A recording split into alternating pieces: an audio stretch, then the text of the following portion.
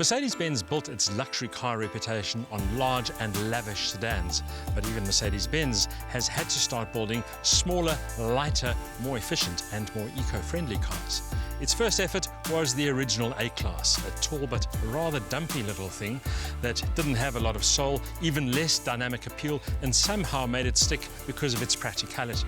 Thank goodness then that Mercedes-Benz brought a brand new hatchback-based A-Class to the world in 2012, arriving here in 2013. 3 years later, it's time for a facelift.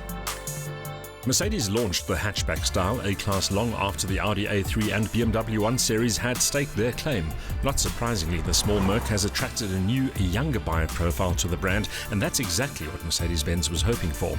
The update addresses some of the issues around the hatchback A, including a fresher, better executed interior, while also bringing the cosmetics in line with the current Merc design language. The exterior changes to this facelifted A-Class are best described as subtle. The most obvious changes at the front, where you'll find more streamlined headlights, LED in the case of this particular car, also a more prominent grille and a new, bolder bumper and spoiler assembly. At the rear, really only the taillights have changed. And of course then, depending on the model, you also get a choice of new colours and also different finishes.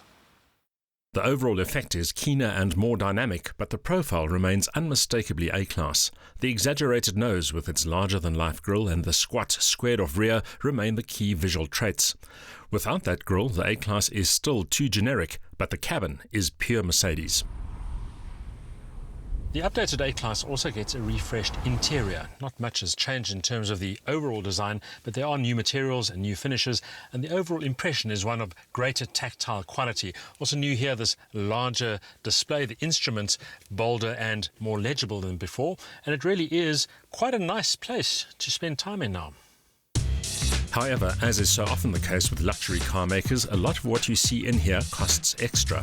Options include the big 8-inch display, the glass sunroof, Harman Kardon sound, Garmin navigation, auto climate control, and a host of special packages, adding 163,000 Rand to the asking price.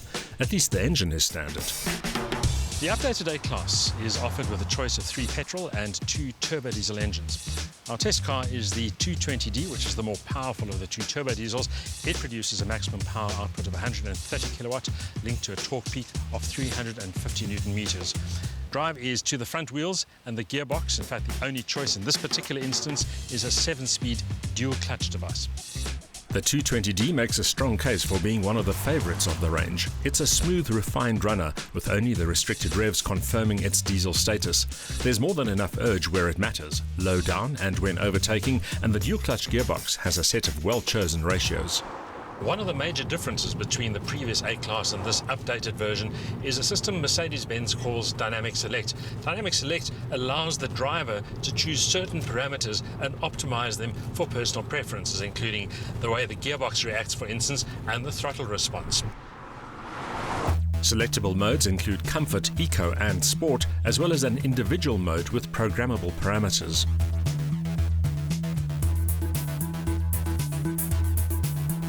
You wouldn't necessarily think of a turbodiesel as sporty, but as it turns out, this 220d A-Class is pretty sprightly when it comes to performance. The 0 to 100 time, 7.5 seconds. The top speed accredited of 224 kilometers an hour, but it's the in-gear tractability and the way the car responds to throttle input that really impresses, and it means that there's nothing stodgy about the vehicle. It's actually a lot of fun to drive.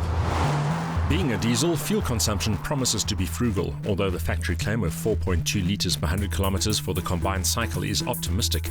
We didn't measure consumption accurately, but between 6 and 7 litres in mixed driving is more realistic.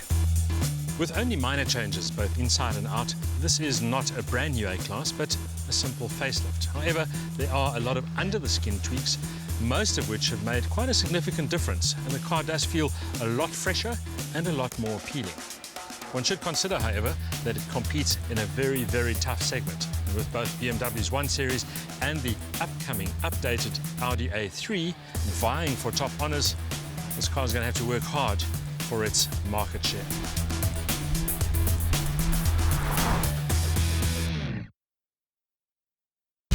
A willing turbodiesel engine and a 7-speed dual-clutch gearbox with well-chosen ratios deliver unexpectedly sporty dynamics, while selectable driving modes add further appeal.